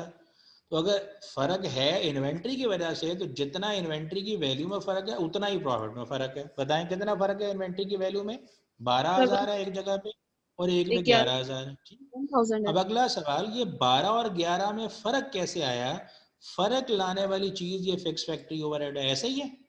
Yes sir. ये देखिए, इधर 4 चीजें शामिल हैं, इधर कितनी चीजें शामिल हैं, 3। इसका फर्क है ना, तो इसका मतलब जितना फर्क इन्वेंट्री में आ रहा है वो आ किस वजह से रहा है, फिक्स फैक्ट्री ओवरहेड की वजह से। हाँ ना बोलते जाएं। Yes sir. Fix factory overhead की वजह से फर्क आ रहा है, इसका मतलब पर यूनिट फिक्स फैक्ट्री ओवरहेड को मैं सीधा number of units in inventory से मल्टीप्लाई कर दूं तो मुझे पता लग जाएगा कि प्रॉफिट में कितना फर्क होगा। समझ नहीं आई बात। सर, ये दोबारा रिपीट करते हैं। मैं दोबारा कर देता हूँ, चले पहले मैं यहाँ पे 1000 ही कर देता हूँ। मैं कह रहा हूँ 1000 यूनिट्स हैं इन्वेंट्री में, मैं कह रहा हूँ कि प्रॉफिट में फर्क होगा तो कितना होगा, जितना इन्वेंट्री की वैल्यू में फर्क है। और इन्वेंट्री की वैल्यू में फर्क लाने वाली चीज क्या है, फिक्स्ड फैक्ट्री ओवरहेड, हाँ या ना। Yes sir. तो हर यूनिट के जो फिक्स फैक्ट्री ओवरहेड एक सिस्टम के मुताबिक पर यूनिट कॉस्ट में शामिल हो रहा है वो 1 रुपी है, दूसरे में शामिल नहीं हो रहा। कितना शामिल नहीं हो रहा, 1 रुपी, हाँ ना बोलते जाएं। ऐसा ही है। तो मैं ये कह रहा हूँ कि एक यूनिट के अंदर 1 रुपया एक सिस्टम में शामिल हो रहा है, एक में शामिल नहीं हो रहा पर यूनिट कॉस्ट के अंदर। तो इन्वेंट्री की वैल्यू में फर्क कितना आएगा, जितने यूनिट्स हैं इन्वेंट्री में उसको मल्टीप्लाई कर दिया जाए fix factory overhead per unit के साथ। यस या नो बोले। Yes sir. ठीक है, कितने यूनिट्स हैं मेरी मिसाल में अभी तक, 1000। 1 से मल्टीप्लाई कर दूं, मुझे ये सारा प्रॉफिट एंड लॉस अकाउंट ना भी बनाने को कहा जाए तो मैं इसके बावजूद 1 सेकंड में बता सकता हूं कि दोनों सिस्टम के अंदर प्रॉफिट में फर्क होगा और कितना होगा, 1000 रुपए। समझ आ रही है बात? Yes yes sir. चले मैं आपको कहता हूं जो मेरे पास इन्वेंट्री में 2000 यूनिट्स हैं, ठीक है, ठीक है। Yes sir. अगर मैं शॉर्टकट आपसे पूछूं तो बताएं दोनों सिस्टम के प्रॉफिट में फर्क होगा या नहीं, पहला सवाल जल्दी से क्विकली आंसर देना। सर होगा फर्क। ओके, कितना फर्क होगा, जितना इन्वेंट्री की वैल्यू में है। अगला सवाल, इन्वेंट्री की वैल्यू में कितना फर्क होगा, कितने यूनिट्स हैं, 2000। कितना फर्क है पर यूनिट, 1 रुपए का। 2000 ज़रब 1 कितना फर्क होगा, 2000 का। समझ आ रही है बात? चलें मैं इधर साबित कर देता हूं अब आपको इसके सामने। अगर मैं यहाँ पे 1000 की बजाय 2000 यूनिट कर देता हूं तो पर यूनिट कॉस्ट कितनी है, 12। 2000 ज़रब 12 करेंगे तो कितना बनेगा, 6। 2000 ज़रब 12 करेंगे तो 6000। एक मिनट सर, मल्टीप्लाई करना है 2000 ज़रब 12। Yes sir. अस्तगफिरुल्लाह। 12 ज़रब 2 मैंने लिख भी दिया है और आप कैलकुलेटर तलाश कर रही हैं। सर नहीं मैंने देख ली 24,000 लिखा है, मैं वो समझी चलें, शायद आप ठीक है। ज़रब डिवाइड कह रहे हैं। नहीं वो देखिए 12 मल्टीप्लाइड बाय 12 पर यूनिट है, 2000 यूनिट्स है तो 24,000, ठीक है। Yes sir. मैंने यहाँ पे 24 लिखा, ये प्रॉफिट मेरा निकला यहाँ पे 64। अब इधर आ जाए, मैं यही कह रहा हूँ यहाँ पे यूनिट्स 1000 नहीं बल्कि कितने हैं, 2000, ठीक है। तो पर यूनिट वैल्यू कितनी है, 11। 11 ज़रब 2 कितना बनेगा, 22। ओके 22,000। अब प्रॉफिट में फर्क आ रहा है 74 और 72। कितना फर्क है प्रॉफिट में, 2000 का। 2000। ये फर्क क्यों आया कि इन्वेंट्री मौजूद है और इन्वेंट्री में कितना फर्क है, 2000। मैंने ये सारा प्रॉफिट एंड लॉस अकाउंट बना के ये साबित किया है। अगर मैं ये सारा प्रॉफिट एंड लॉस अकाउंट ना बनाऊं और मेरे पास एमसीक्यूज में ये क्वेश्चन मौजूद हो, ये सारी इंफॉर्मेशन मौजूद हो और मुझे 2000 यूनिट्स इन्वेंट्री में बताए जाएं पेपर में, इतना टाइम तो नहीं होगा कि मैं सारा प्रॉफिट एंड लॉस अकाउंट बनाऊं 2 नंबरों के लिए। अगर कोई एमसीक्यू मेरे से पूछ लिया जाए, शॉर्ट क्वेश्चन पूछ लिया जाए, आई कैन क्विकली आंसर कि अगर यूनिट्स इन्वेंट्री में मौजूद हैं तो नंबर 1 रिस्पॉन्स ये हाँ फर्क होगा, ठीक है।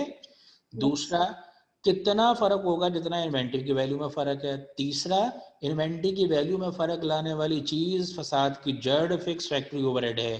तो जितना fix factory overhead per unit है उसको मल्टीप्लाई कर दें number of units in inventory, तो आपको डायरेक्टली प्रॉफिट में फर्क पता चल जाएगा। यहाँ तक पहुंच गए या नहीं पहुंचे? यस सर पहुंच गए। ठीक है, मैं अगली बात भी कर दूं क्योंकि टाइम कम है और फिर जो किसी और लोगों ने हैंड रेज किए हैं मैं उनको भी ले लेता हूँ। अगली बात, अब अगला सवाल मेरा ये है, अब आप नहीं जवाब देना है, मुझे बताएं दोनों सिस्टम के अंदर किस सिस्टम का प्रॉफिट आपको ज्यादा नजर आ रहा है, एब्जॉर्प्शन का या मार्जिनल कॉस्टिंग का? एब्जॉर्प्शन। ओके, अब आप इस बात को लॉजिकली समझिएगा। मैं एक स्टेटमेंट बोल रहा हूँ उसको ज़हन में रखिएगा। क्लोजिंग इन्वेंट्री का प्रॉफिट से डायरेक्ट रिलेशनशिप होता है। किस इन्वेंट्री का? क्लोजिंग इन्वेंट्री का प्रॉफिट से डायरेक्ट रिलेशनशिप होता है। मतलब अगर क्लोजिंग इन्वेंट्री ज्यादा होती है तो प्रॉफिट भी ज्यादा होता है, क्लोजिंग इन्वेंट्री कम होगी तो प्रॉफिट भी कम होगा। क्यों? अब लॉजिक समझें, अब लॉजिक समझें। ये जो क्लोजिंग इन्वेंट्री है आप ये कॉस्ट कैलकुलेट करने के लिए लेस कर रहे हैं, ऐसा ही है? Yes sir. इसका मतलब ज्यादा वैल्यू लेस करेंगे तो कॉस्ट ऑफ गुड सोल्ड कम हो जाएगी। जब कॉस्ट कम हो जाएगी तो प्रॉफिट क्या हो जाएगा, ज्यादा। समझ आ रही है बात? यस। क्लोजिंग इन्वेंट्री का मैं बता रहा हूँ प्रॉफिट से डायरेक्ट रिलेशन है। अगर क्लोजिंग इन्वेंट्री की वैल्यू ज्यादा होगी तो प्रॉफिट ज्यादा हो जाएगा। अब आप दोनों सिस्टम में देखें, यहाँ पे क्लोजिंग इन्वेंट्री की वैल्यू 24 है, यहाँ पे क्लोजिंग इन्वेंट्री की वैल्यू 22 है, ऐसा ही है? यस सर, किस सिस्टम में क्लोजिंग इन्वेंट्री की वैल्यू ज्यादा है? एब्जॉर्प्शन में, तो प्रॉफिट किसका ज्यादा होगा? एब्जॉर्प्शन का ही है। ओके, अब ये सारा प्रॉफिट एंड लॉस मैंने बनाया, मैं इसको साइड पे कर रहा हूँ, मैं इधर आ रहा हूँ। फिर 2000 यूनिट्स है इन्वेंट्री में। मेरा सवाल नंबर 1, क्या दोनों सिस्टम का प्रॉफिट सेम होगा? नहीं सर, नहीं होगा। ओके, दोनों सिस्टम के प्रॉफिट में फर्क कितना होगा? जितना इन्वेंट्री की वैल्यू में फर्क है, ठीक? यस। इन्वेंट्री की वैल्यू में फर्क लाने वाली चीज क्या है? Per unit fixed factory overhead, ऐसा ही है? Yes sir. तो per unit fixed factory overhead मेरी मिसाल में 1 है, 2000 से मल्टीप्लाई करूंगा तो 2000 फर्क होगा प्रॉफिट में, सही है? अब अगला Yes. सवाल, किस सिस्टम का प्रॉफिट ज्यादा होगा? ये कुछ नहीं मुझे बनाना प्रॉफिट एंड लॉस अकाउंट, मुझे यहीं से इस सिर्फ इंफॉर्मेशन से बताना है, बताएं किस सिस्टम का प्रॉफिट ज्यादा होगा। तो जिस सिस्टम में इन्वेंट्री की वैल्यू ज्यादा होगी उसी सिस्टम में प्रॉफिट भी ज्यादा होगा, क्योंकि Yes, sir. क्लोजिंग इन्वेंट्री की बात हो रही है, तो क्लोजिंग इन्वेंट्री का प्रॉफिट से डायरेक्ट रिलेशनशिप होता है। पल्ले पड़ी है बात या नहीं? Yes sir. तो क्लोजिंग इन्वेंट्री की वैल्यू, इन्वेंट्री की वैल्यू हर सूरत में एब्जॉर्प्शन कॉस्टिंग में ज्यादा होनी है, चाहे वो क्लोजिंग हो चाहे ओपनिंग हो। क्यों? कि एब्जॉर्प्शन कॉस्टिंग के मुताबिक पर यूनिट कॉस्ट में कितनी चीजें शामिल हैं? 4, जबकि ठीक है। वेरिएबल कॉस्टिंग में कितनी चीजें शामिल हैं? 3। हम्म, क्या शामिल नहीं है? Fixed factory overhead. ओके, अगर फिक्स फैक्ट्री ओवरहेड पर यूनिट कॉस्ट में शामिल नहीं है तो वेरिएबल कॉस्टिंग में इन्वेंट्री की वैल्यू फॉर श्योर कम निकलेगी और एब्जॉर्प्शन कॉस्टिंग में फॉर श्योर ज्यादा निकलेगी, ऐसा ही है ना? एक तरफ 1 रुपया शामिल है, एक तरफ 1 रुपया शामिल नहीं है। पल्ले पड़ रही है बात? यस सर, समझ आ गई। ओके, सो माय रिस्पॉन्स, मैंने कहा अगर ये सारा कुछ मुझे ना बनाना हो, मुझे क्विकली बताना हो कि ये 2000 यूनिट्स मेरे पास इन्वेंट्री में मौजूद हैं, तो प्रॉफिट सेम नहीं होगा, नंबर 1। नंबर 2, दोनों सिस्टम के प्रॉफिट में फ़र्क उतना ही होगा जितना इन्वेंट्री की वैल्यू में फ़र्क है। नंबर 3, फ़र्क किस चीज़ की वजह से आ रहा है? फिक्स फैक्ट्री ओवरहेड की वजह से। Per unit fix factory overhead को number of units in inventory से मल्टीप्लाई करेंगे तो हमें प्रॉफिट में फ़र्क पता चल जाएगा कितना है। अगला सवाल यह था कि किस सिस्टम का प्रॉफिट ज्यादा होगा, इसका इन्हिसार इस चीज पे है कि ये इन्वेंट्री कौन सी है। तो मैंने कहा अगर ये क्लोजिंग इन्वेंट्री है तो क्लोजिंग इन्वेंट्री का प्रॉफिट से डायरेक्ट रिलेशनशिप होता है। Under the system under which closing inventory value is greater, वहां पे प्रॉफिट भी ग्रेटर होगा।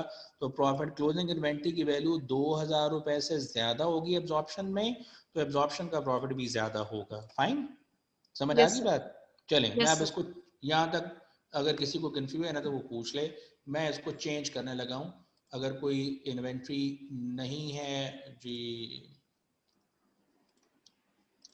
जी कुछ जिनके हैंड वैसे ही रेज हुए हैं कुछ आंसर देने के लिए, वो जरा लोवर कर लें।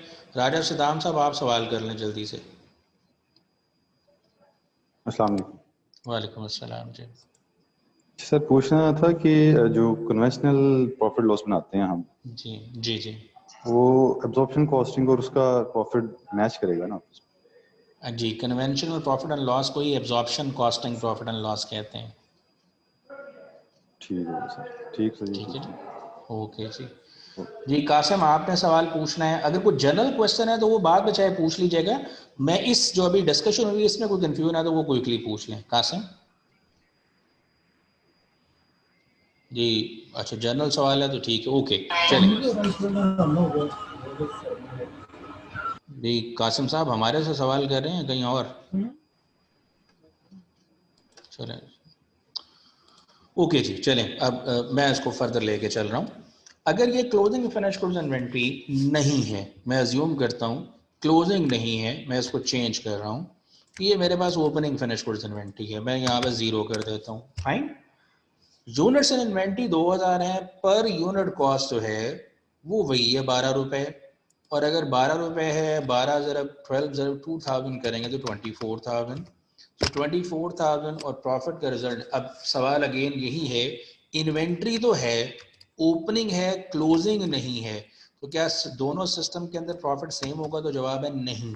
इन्वेंट्री की बात हुई थी, ओपनिंग क्लोजिंग की बात नहीं हुई थी। If there is no inventory profit same है, but if there is inventory either opening or either closing there will be difference in profit because फर्क इन्वेंट्री की वैल्यू की वजह से आता है। अब यहाँ पे देखते हैं 2000 यूनिट्स 11 मल्टीप्लाई करेंगे तो 22,000 बनेगा, दोनों सिस्टम का प्रॉफिट सेम नहीं है, एक पे 26 एक पे 28, दोनों सिस्टम का प्रॉफिट सेम नहीं है। प्रॉफिट में फ़र्क कितना है? जितना इन्वेंट्री की वैल्यू में फ़र्क है 22, 24, 2000 का फ़र्क है तो 2000 का ही प्रॉफिट में फ़र्क है। सो अगर फ़र्क है तो ये फ़र्क किस वजह से है? Fix factory overhead per unit multiplied by 2000। But now question, अगला सवाल, किस सिस्टम का प्रॉफिट ज़्यादा होगा? ये है ओपनिंग इन्वेंट्री। तो opening inventory cost of goods sold calculate करने के लिए कॉस्ट में ऐड होती है। अगर ज्यादा वैल्यू ऐड होगी तो ज्यादा कॉस्ट ऑफ गुड्स सोल्ड निकलेगी, ज्यादा कॉस्ट ऑफ गुड्स सोल्ड निकलेगी तो प्रॉफिट कम हो जाएगा। तो एक स्टेटमेंट मैं बोल रहा हूं कि ओपनिंग इन्वेंट्री का प्रॉफिट से इनवर्स रिलेशनशिप होता है, क्लोजिंग इन्वेंट्री का डायरेक्ट। अगर क्लोजिंग इन्वेंट्री ज्यादा तो प्रॉफिट भी ज्यादा, अगर ओपनिंग इन्वेंट्री ज्यादा है तो प्रॉफिट कम होगा। सो दोनों सूरतों में इन्वेंट्री की वैल्यू तो एब्जॉर्प्शन कॉस्टिंग में ही ज्यादा है। अगर यहाँ पे ये ओपनिंग इन्वेंट्री है, ओपनिंग इन्वेंट्री की सूरत में आपकी वैल्यू ज्यादा है एब्जॉर्प्शन कॉस्टिंग के मुताबिक, और ओपनिंग इन्वेंट्री का प्रॉफिट से इनवर्स रिलेशन है, तो एब्जॉर्प्शन कॉस्टिंग का प्रॉफिट कम है और मार्जिनल या वेरिएबल कॉस्टिंग का प्रॉफिट ज्यादा है।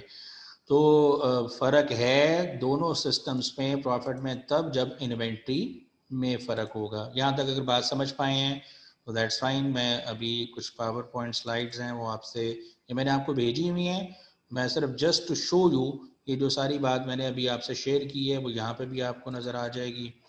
ये ज़रा ये देख लीजिएगा, direct material, direct labour, variable efforts, fix factory overhead, ये प्रोडक्ट कॉस्ट का हिस्सा है एब्जॉर्प्शन के मुताबिक, और वेरिएबल कॉस्टिंग के मुताबिक ये पहली तीन चीज़ें सिर्फ हिस्सा हैं प्रोडक्ट कॉस्ट का।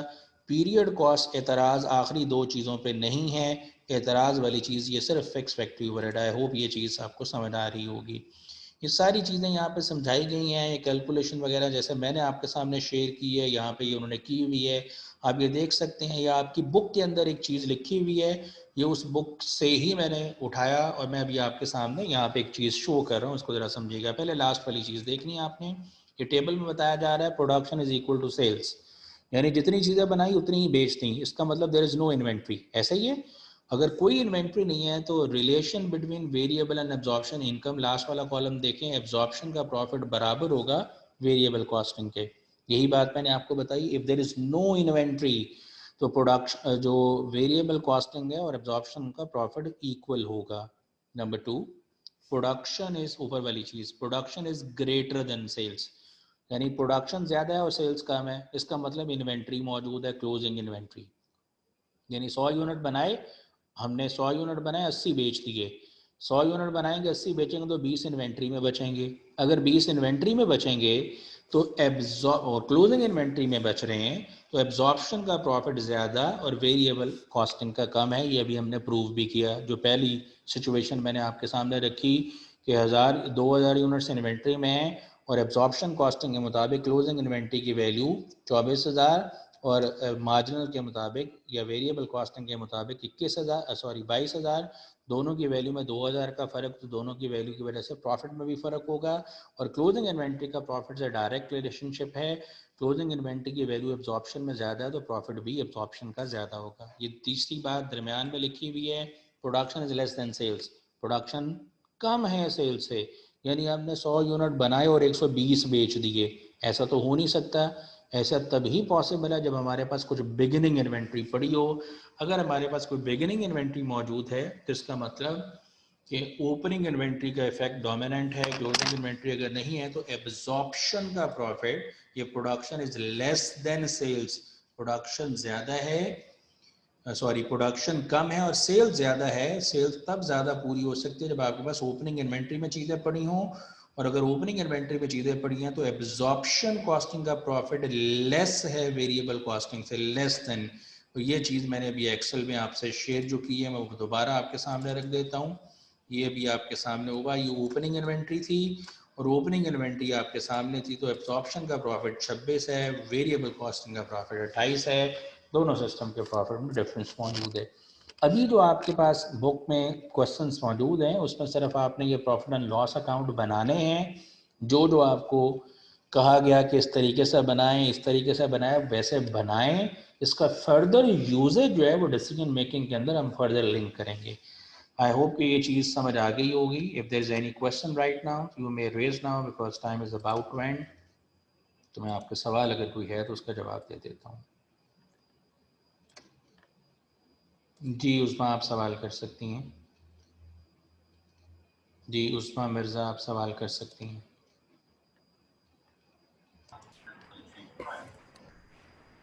अस्सलाम वालेकुम सर। जी वालेकुम अस्सलाम। सर मैंने ये क्वेश्चन पूछना था कि एब्जॉर्प्शन कॉस्टिंग में कॉस्ट जो है वो कितनी टाइप की होती है, कितनी किस्म की कॉस्ट इन्वॉल्व होती है इसमें? कितनी टाइप की कॉस्ट से क्या मुराद है आपका सवाल? सर एक्चुअली एफसीएम में का पेपर मैंने दिया था तो वहाँ पे ये क्वेश्चन था, सिर्फ यही क्वेश्चन था कि एब्जॉर्प्शन कॉस्टिंग में कितनी किस्म की कॉस्ट होती है। कितनी किस्म की कॉस्ट होती है या पर यूनिट कॉस्ट में कितनी किस्म की नहीं कॉस्ट सर, होती है? ये था कितनी किस्म की कॉस्ट होती है और वहाँ पे ऑप्शन 3 से स्टार्ट थे, 3, 4, 5, 6।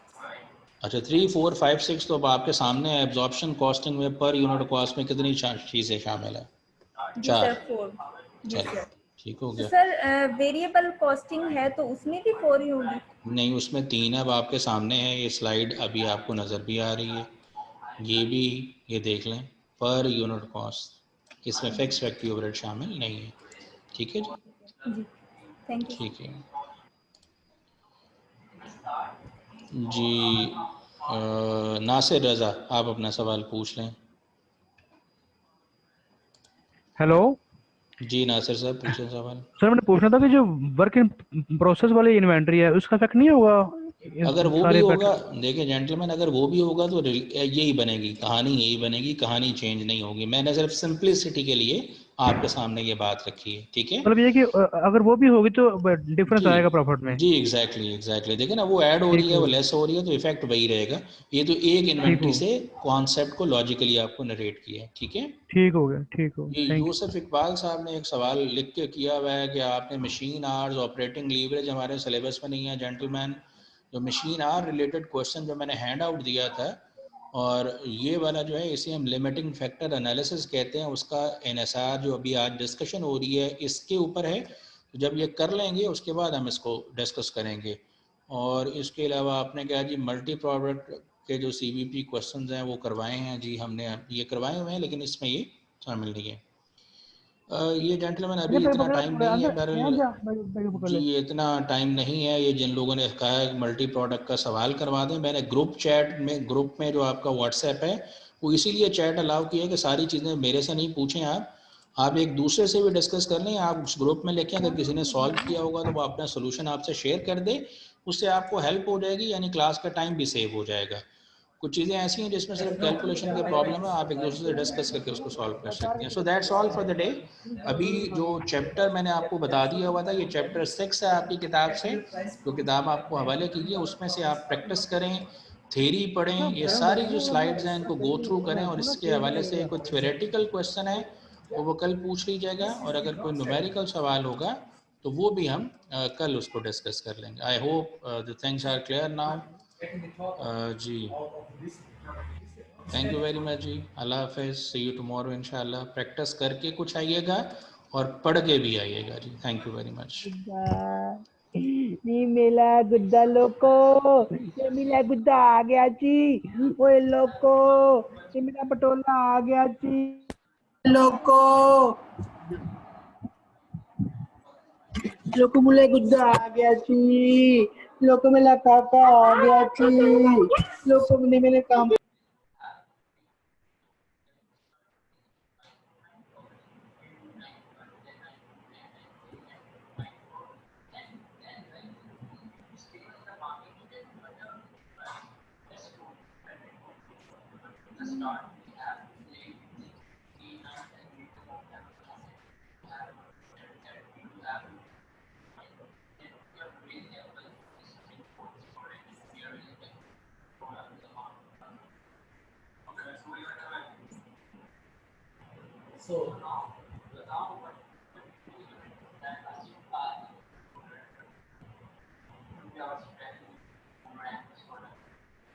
Okay. So I said what I see is patient. Here only three things that if we do that we will perform all those actions, we can be ranked up to the top 5. But I can. So the first thing is like we have to get a